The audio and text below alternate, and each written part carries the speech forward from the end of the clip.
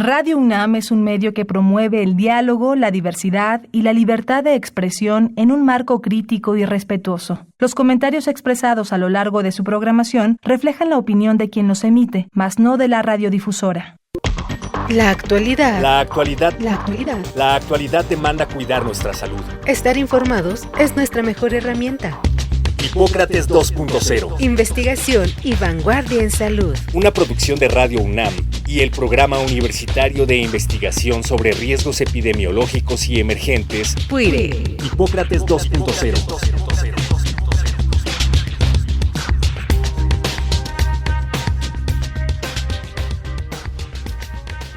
Hola, ¿qué tal? Bienvenidos a Hipócrates 2.0. Yo soy Mauricio Rodríguez, los saludo con muchísimo gusto como cada semana. En el programa de hoy vamos a aprovechar que coincidimos con una efeméride muy relevante, el Día Mundial de la Lucha contra la Tuberculosis, todos los 24 de marzo. Invitamos a la doctora Fernanda González Lara. Vamos rápido a escuchar su cápsula curricular y regresamos para iniciar la conversación.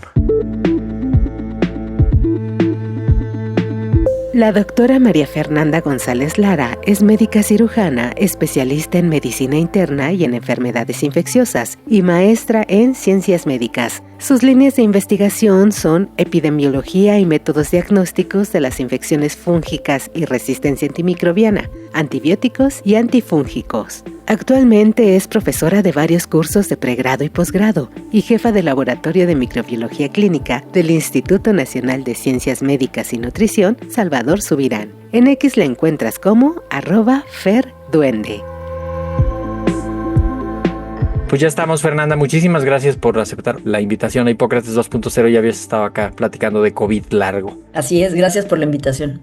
Cuéntanos un poquito cómo va la situación epidemiológica actual de la tuberculosis. Pues mira, yo creo que esta es una enfermedad muy relevante y que pues básicamente ha sido una pandemia crónica, tal y como se comporta la bacteria y la enfermedad, que la verdad es que pues acompaña al ser humano desde hace prácticamente la historia o el origen de la humanidad y de la migración, ¿no? Entonces nos ha acompañado desde siempre y lejos de reducirse, pues ha ido en incremento. Por ejemplo, durante muchos años, conforme se introdujeron los tratamientos efectivos, redujeron en gran número los casos, pero acompañando a la pandemia del VIH es de estas enfermedades que se consideran reemergentes desde los 80s como una de las principales infecciones oportunistas, pero desde ahí, aunque el VIH ha ido con tendencias hacia abajo, pues ha sido muy difícil replicar lo mismo con la tuberculosis y la verdad es que íbamos razonablemente bien antes de la pandemia de COVID-19, pero precisamente ese fue un hito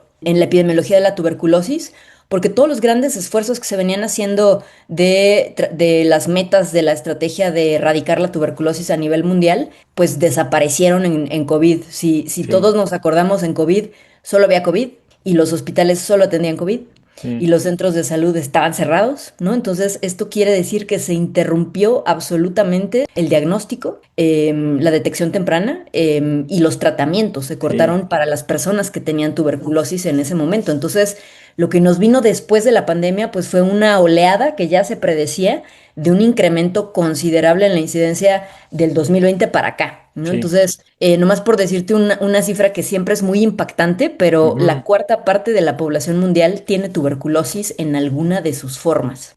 Ahora realmente ya ha estado en contacto con la bacteria, ¿no? También. Exacto. Sin embargo, pues por el reporte que hace la OMS cada año, que es el reporte global de tuberculosis, apenas en 2024, que cierra el reporte del 2025, es el primer año a partir de la pandemia que los números empiezan a bajar a nivel mundial. Y esto quiere decir, pues, 10.7 millones de casos nuevos en el 2024. Entonces, es una cantidad verdaderamente dramática y que apenas hasta ahorita estamos recuperándonos o logrando doblar otra vez esa ola hacia abajo. Sí. En México tenemos al final del año una cifra más o menos estable de casos. En el 2024 hubieron 21,200 casos, en el 2025 21,200 también, casi 21,300, que ese es como el número que tenemos, pero son muchísimos, 21,200 casos de tuberculosis pulmonar cada año. Es muchísimo para una enfermedad para la que hay tratamientos, diagnósticos, un programa específico del gobierno, ¿no? De la Secretaría de Salud, incluso una vacuna para prevenir las formas graves. Sí, la verdad es que si vemos esto en como que en la perspectiva global en donde el mundo va disminuyendo, América Latina va hacia arriba, ¿no? En casos, en Sí. incidencia, dominado, sobre todo esto siempre está representado por Brasil y Perú, que son los que dominan la transmisión en Latinoamérica, pero México está igual, ¿no? Entonces, quiere decir que, ok, no estamos incrementando, pero tampoco estamos haciendo las cosas mucho mejor Que, para reducir exacto, ese estos es, casos. Y además siempre con la espinita de que ese número es el que se sabe, ¿no? sí, Porque uno de los grandes problemas con esta enfermedad es que es muy difícil de diagnosticar todavía a pesar de que contemos con métodos o sí, que además hay muchas barreras estructurales, ya hablaremos de eso, pero sí, barreras para poder acceder. Entonces, esa cifra pues siempre hay que tomarla un poco con reserva, ¿no? De que quién sabe y, si estemos así de, y de sí, estables. creo que sí es muy importante enfocar cuando hablamos de tuberculosis, porque ya si lo pensamos en el universo de los pacientes inmunocomprometidos, caray, ahí sí ya está peor, ¿no? Desde ese punto de vista así clínico, ¿cuáles son los principales retos para el diagnóstico oportuno y el manejo adecuado de los pacientes con tuberculosis? Que además son diferentes, ¿no? Primer nivel de atención así comunitario, segundo nivel, tercer nivel super especialidad. Sí, sin duda. O sea, la verdad es que es, aunque sea una enfermedad de la que se sabe tanto, pero en la práctica sigue siendo un reto verdaderamente y justo a cualquiera de los niveles. En el primer nivel, pues yo creo que la principal es la necesidad continua de capacitación para el personal que atiende a población general y siempre alarmarse de alguien que lleva 6 meses tosiendo y bajando de peso y no hay una causa clara, ¿no? Entonces, de Y entrada, antes, perdón, antes de 6 meses, o sea, ya que lleves 3 semanas tosiendo, oye, pues ya vea que te revisen. Y si tienes fiebres en la noche, sudas, si has perdido peso de alguna manera inexplicable, porque claro, el que esté haciendo dieta, el que esté haciendo algo para perder peso, pues sería lógico que pierda peso, pero esos son las primeras señales, ¿no? sí, claro, o sea que justo desafortunadamente, pues la gran mayoría de las personas se diagnostican en etapas avanzadas de la enfermedad, ¿no? Ujú. Donde ya todos estos síntomas sutiles de 2, 3 semanas con tos han progresado hasta una destrucción pulmonar muy grande, que entonces ya hay síntomas sistémicos. Entonces yo creo que el primer reto en el primer nivel está en la sospecha temprana Sí. y justo en saber identificar a las personas más vulnerables para poder desarrollar esta infección, que en los adultos, como tú ya decías, generalmente quiere decir que uno se expuso en algún momento de la vida, pero las defensas logran controlar la infección, pero luego algo nos pasa en la edad adulta que nos baja las defensas, dígase todos los tratamientos que mencionaste para cáncer, trasplantes, la misma diabetes, cuando no está bien tratada, también es un factor de riesgo, pues que es importantísimo en nuestro país para que se reactive. Incluso La un enfermedad evento, renal crónica, un, ¿no? un evento de estrés fuerte. Sí, sí, sí, sí. Y una de las poblaciones más importantes y más vulnerables que son las personas que viven con VIH, que pues desafortunadamente en nuestro país el diagnóstico lo seguimos haciendo muy tardío, o sea, con ya una Sí. enfermedad avanzada. Y la más frecuente de las infecciones oportunistas es la tuberculosis, pero también es la principal causa de muerte por enfermedades infecciosas en esta población, ¿no? Entonces, Sí, sigue siendo tremendamente sí es. un reto. Ahora, si hablamos, por ejemplo, de hospitales de segundo nivel, el reto ahí está sobre todo en el acceso al diagnóstico. En el acceso al hospital. En el acceso, claro, a que haya Eh, un espacio, a que haya no eh, disponibilidad de servicios, sin duda. O sea, el primer filtro está en poder llegar a un segundo nivel como sí, paciente. Y ya estando ahí, la realidad es que en México está muy disponible la prueba básica, que es la baciloscopía, o sea, buscar a las bacterias en las muestras de expectoración, pero esas suelen ser muy poco sensibles, ¿no? Entonces, igual, en etapas tempranas no logran identificar porque se requiere nada más de 5,000 bacilos para que sí. la prueba sea positiva, ¿no? Y Entonces, ahí es justo cuando le piden al paciente que en la mañana, cuando se despierte, la primera tos, la primera flema así fuerte que saque, que la cache en un frasquito que le dan y que lo cierre bien y que la guarde. Y luego al día siguiente otra vez, ¿no? Y otra. luego al día siguiente otra vez. Y esas tres muestras las lleve al laboratorio. Entonces, Imagínense todo lo que puede fallar ahí, ¿no? Claro, ¿no? Que en toda esa cadena de por qué tres, o incluso las mismas indicaciones de cómo dar una buena muestra, ¿no? Eso Y luego, el otro limitante que hay es los laboratorios, ¿no? es, Que no se tienen necesariamente la capacitación o el equipo o los métodos apropiados para poder identificarlas, ¿no? A veces parece, pues, o sea, definitivamente hay veces que se van perdiendo oportunidades del diagnóstico hasta que ya sí, en un tercer nivel con un cuadro mucho más florido, mucho más avanzado y con pruebas mucho más sensibles, pues podemos hacer el diagnóstico, pero generalmente lo hacemos ya después de muchas oportunidades perdidas del diagnóstico. Y en el caso del tercer nivel, pues el reto es el tipo de pacientes, ¿no? Que precisamente llegan muy tarde y que aún así a veces los métodos diagnósticos siguen siendo ya, imperfectos y siguen siendo en ocasiones difícil de sí. lograrlo. Oye, ¿te imaginas que esté ocurriendo diagnóstico de tuberculosis en los consultorios adyacentes a farmacias? Para bien o mal, este tipo de atención pues ha venido a sustituir un poco las carencias o las limitaciones del primer nivel oficial. Sí, Pero uno de de los problemas, por ejemplo, es que se pierde la continuidad, ¿no? O sea, puede una persona no necesariamente, dado que no es un médico de cabecera, pues no va a haber un claro. seguimiento, no va a haber y qué pasó con esa tos, se quitó, progresó. Y generalmente se favorece mucho por cómo funcionan, pues la prescripción de antibióticos. Y algunos de esos antibióticos que se recetan frecuentemente para infecciones respiratorias, pues tienen algún tipo de actividad contra la tuberculosis, entonces también puede dificultar que se pueda llegar a un diagnóstico más adelante, Sí. ¿no? Entonces, yo creo que ahí es definitivamente un enorme vacío de información y de capacitación también. No lo hemos mencionado hasta ahorita, pero alrededor de cada paciente con tuberculosis hay que hacer un estudio epidemiológico, una serie de intervenciones, tomar muestras, hacer unas pruebas de laboratorio para ver si no se contagiaron ya aquellos quienes han estado esos 6 meses al lado del que está tosiendo, porque en cada tosido va la bacteria, ¿no? Sí, claro, o sea, de hecho es una de las enfermedades infecciosas más contagiosas. Por arriba están, pues sin duda, el sarampión, que ahora también Exacto. está, ¿no? De moda, y la varicela, pero la tuberculosis es de las enfermedades más contagiosas y que precisamente favorece que sea tan difícil, si no se hace esta búsqueda intencionada de contactos y de dar el tratamiento preventivo, Ujú. que es de lo más importante, y no logramos cortar esas cadenas de transmisión, pues sin duda que es muy difícil llegar a la erradicación.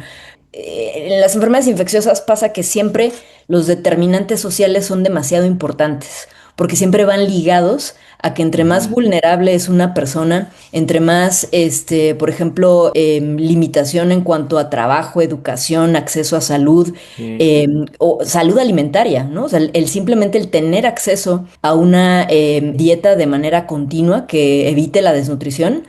O sea, son enfermedades que están altamente ligadas a la pobreza, a la vulnerabilidad social, a la marginación. Ujú. Entonces, pues definitivamente se van sumando factores. Y esto que se llaman intersecciones, ¿no? Por ejemplo, la condición de las personas migrantes que viajan en hacinamiento, que duermen en hacinamiento, que no tienen durante sus trayectos acceso a la salud, que no tienen acceso a alimentación, pues todos son esos factores que se suman de manera Sí. muy importante para favorecer un mayor riesgo de desarrollar Sí. estas enfermedades. Y que muchos de ellas vienen de comunidades donde hay mucha tuberculosis y justamente al entrar en ese estrés de la migración, en esas condiciones ya pues que de mayor vulnerabilidad, y le agrego que lo mencionabas, pero el que no tiene acceso a servicios de salud, ¿no? Retraso en el diagnóstico, todo esto suma como los determinantes sociales y todos los factores así estructurales, y esta parte de que muchas veces no se está pensando en tuberculosis, ¿no? Desafortunadamente, el ojo clínico le cuesta trabajo darle chance al diagnóstico de la tuberculosis, ¿no? Eso tú cómo lo has percibido. Sí, totalmente. O sea, yo creo que justo es una enfermedad que está muy cargada de estigma, que durante mucho tiempo y muchas décadas como que se relacionaba mucho al VIH o se relacionaba solo a la pobreza o se relacionaba Sí. solo a personas privadas de la libertad. Y entonces de repente, si es una persona fuera de este contexto, durante mucho tiempo se pensó que, pues, o más bien no se pensó que pudiera tratarse de la tuberculosis y eran estos diagnósticos que incluso provocaban la vergüenza familiar. Fíjate que hace poquito tuve la oportunidad de atender a un paciente en donde su cuadro clínico incluía la sospecha de que tal vez tenía tuberculosis. Y al ahondar en el interrogatorio, porque el infectólogo siempre se mete en donde nadie quiere, ¿no? Siempre hacemos las preguntas incómodas, siempre vamos por ahí preguntando lo que otros no. Y yo rascándole posibles, ¿no? Exposiciones, me salió la historia de que a mi paciente, su nana, en su momento, que era la abuela, ¿eh? O sea, que no era necesariamente una persona de un diferente estrato sociocultural, que era la abuela, y le dio tuberculosis mientras cuidaba al bebé, pero era una historia secreta de la familia de la que no se hablaba, porque la abuela quedó excluida, marginada, estigmatizada por qué le dio tuberculosis a la abuela, y entonces era de esas historias que nadie quería ya tocar, pero pues que de repente, o sea, justo hay este estigma social, ¿no? Sí. Cuando en realidad la tuberculosis le puede dar perfectamente a cualquier Sí. persona, cualquier mexicano, con mucha probabilidad. Ahora, ¿qué estrategias han sido buenas para prevenir lo peor de la tuberculosis, para diagnosticar? ¿Qué te parece a ti que son las intervenciones más exitosas que habría que enfocar y apretarle? Pues bueno, en cuanto a la prevención, lo más importante, lo que tiene como que el rango de mayor evidencia o de eficacia para disminuir casos, es saber identificar a las personas que requieren un tratamiento preventivo, es decir, se tuvieron exposición reciente a la tuberculosis, por ejemplo, como un caso cercano, como en el núcleo familiar, ¿no? Porque la tuberculosis implica una convivencia cercana en el mismo ámbito de núcleo familiar, o a veces laboral para quienes somos personal de salud, por ejemplo, pero es alguien expuesto y si además pertenece a uno de estos grupos de alto riesgo de reactivación, pues necesita tratamiento preventivo, ¿no? Entonces, hay estrategias farmacológicas que previenen que esto no llegue a manifestarse o a reactivarse y esta es una de las principales, todo lo que ya se dijo de detectar a los contactos que ya puedan tener síntomas e ir cortando las cadenas de transmisión. Fuera de eso, toda la parte de las políticas públicas que van con reducción de la pobreza, con garantizar la seguridad alimentaria, con proveer de acceso a cuidados de la salud, que sin duda son estrategias fundamentales, pero pues todavía con una barrera mucho más alta para lograr. Y finalmente vacunas, ¿no? Hablábamos de la vacuna de la BCG.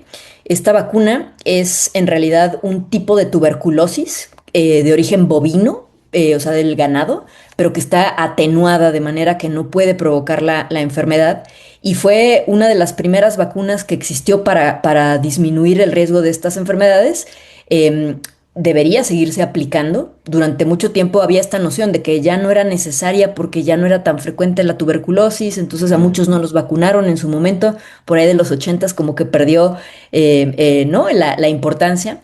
Sin embargo, sigue siendo importante porque es una medida que va a prevenir que niños pequeños desarrollen formas muy graves como la Ujú. tuberculosis del sistema nervioso central, ¿no? Entonces, esa es la Sí. principal ventaja que tiene esa vacuna, aunque su eficacia, pues justo es moderada, ¿no? De entre 18-20% a veces en los estudios más recientes, pero sin duda es una intervención que salva vidas. Eso, Sí, em, porque em, justo al prevenir las formas graves, pues esas son las que tienen una mayor letalidad y entonces, pues ahí sí funciona. O sea, no es para prevenir la tuberculosis pulmonar, que además no lo hemos mencionado, pero la tuberculosis puede dar en cualquier parte del cuerpo. La más frecuente es la tuberculosis pulmonar, pero también puede dar en la piel, en los riñones, en el hueso, en el estómago, en todos lados, ¿no? Que ese es sí. parte también del reto de diagnóstico, ¿no? En todos lados, o sea, es una de estas enfermedades a las que les llaman las grandes imitadoras, porque se Sí, puede parecer a lo que sea, puede imitar cualquier cosa y puede dar cualquier tipo de sintomatología, aunque claro que las formas pulmonares son las más frecuentes, seguidas de las ganglionares, pero la sí. realidad es que la tuberculosis hace lo que quiere. Y algo también que es muy particular de la tuberculosis es que cuando uno la diagnostica a través, o sea, el método más sensible es el cultivo, ¿no? O sea, que crezca en un medio de cultivo. Gran problema es que son pocos los laboratorios en el país que tienen la capacidad de bioseguridad para poder hacer cultivo de Claro. tuberculosis. Esa es una.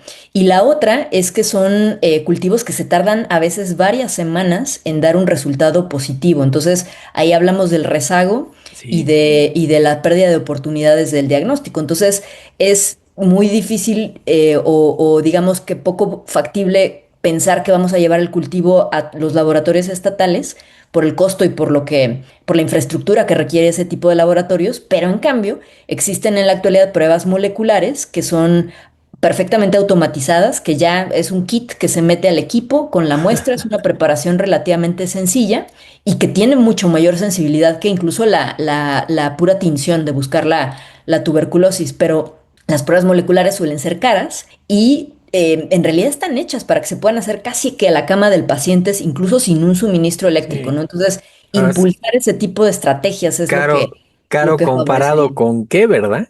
Sí. Pues porque pues es caro comparado con un tratamiento de 6 meses o con un tratamiento de 9 meses, ¿no? Con una hospitalización porque no se detectó a tiempo. De hecho, la resistencia antimicrobiana en tuberculosis es un reto inmenso, es un problema creciente y eso complica el panorama, porque además son tratamientos, es una bacteria muy resistente, es una bacteria que tiene una capita así que la protege como de grasa, hagan de cuenta, como la capa de grasa de una ballena, ¿no? Que no le llega nada allá adentro, prácticamente. Está cerrada la bacteria y además está adentro de la célula, además está adentro del lugar donde está la inflamación.